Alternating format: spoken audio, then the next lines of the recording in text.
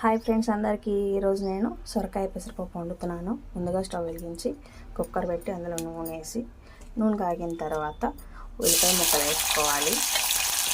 ఉల్లిపాయ ముక్కలన్నీ వేసుకున్న తర్వాత కొంచెం కలుపుకొని వేగించుకోవాలి. వేగించుకున్న తర్వాత అందులో కొంచెం పసుపు వేసుకొని కొంచెం కలుపుకోవాలి. అంటే కొంచెం ఉల్లిపాయలు త్వరగా వేగాలి అంటే కొంచెం ఉప్పు వేసుకోవాలి.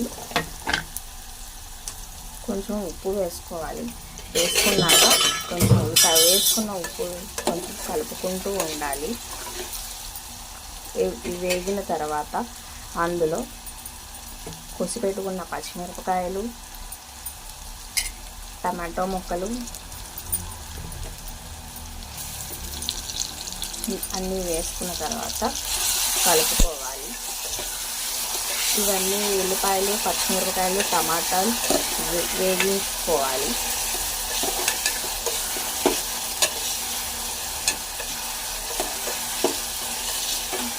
వేగుతుంది కదా, టమాటాలు, ఉల్లిపాయలు, పచ్చిమిరపకాయలు వేగిపోయినాయి ఫ్రెండ్స్. తర్వాత కొంచెం అల్లం వెల్లుల్లిపాయ పేస్ట్ వేసుకొని ఒకసారి కలుపుకోవాలి.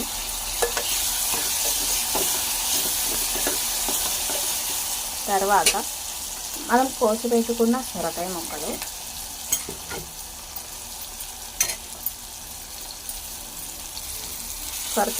వేసుకొని కలుపుకోవాలి. ఒకసారి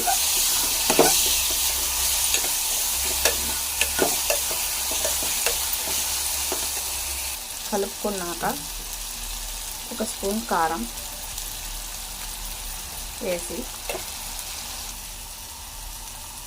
వేసుకున్న తర్వాత ఒకసారి కలుపుకోవాలి.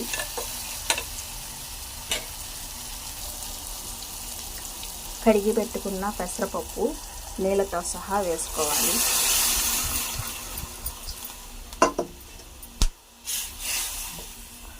అందులో ఇంకొంచెం నీళ్ళు పోసుకొని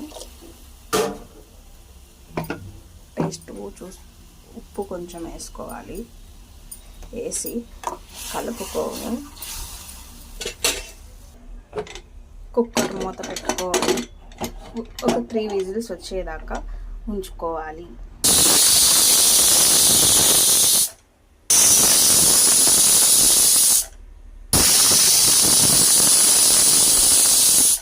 విజిల్స్ తర్వాత కుక్కర్ మూత తీస్తున్నాను ఫ్రెండ్స్. చూడండి, పెసరపప్పు సొరకాయ అలా ఉడికిందో. ప్లీజ్ ఇంతవరకు సబ్స్క్రైబ్ చేసుకున్న వాళ్ళు ఎవరైనా ఉంటే ప్లీజ్ సబ్స్క్రైబ్ చేసుకోండి, లైక్ చేయండి, షేర్ చేయండి, నాకు కొంచెం సపోర్ట్ ఇవ్వండి. సొరకాయ పెసరపప్పు కర్రీ రెడీ. సొరకాయ పెసరపప్పు రెడీ. చూసారా, చాలా అంటే చాలా బాగుంటుంది. టేస్ట్ చాలా ఉంటుంది. ఒకసారి మీరు కూడా ట్రై చేసి ఎలా ఉందో కామెంట్ సెక్షన్లో కామెంట్ చేయండి.